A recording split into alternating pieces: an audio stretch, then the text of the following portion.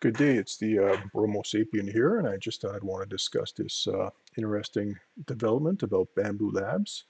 Turns out that there's a maker who decided to mod the slicer. He took the Orca slicer and modded it, and with his mod, he thought he could be a bit creative, and he decided to connect it to the Bambu Lab cloud infrastructure. Well, I think that was his mistake because by doing so, he basically entered Bambu Labs' walled off garden. When the company found out about this, the company sent him a cease and desist order.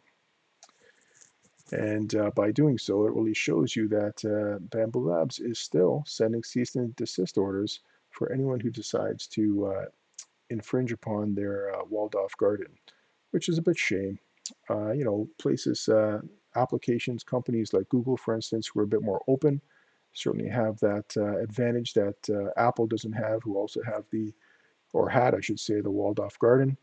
So this is a bit of a shame, and hopefully this guy has learned, and he has retracted his ability to enter the cloud system of Bambu Labs. Uh, it'd be nice if Bambu Labs was an open service.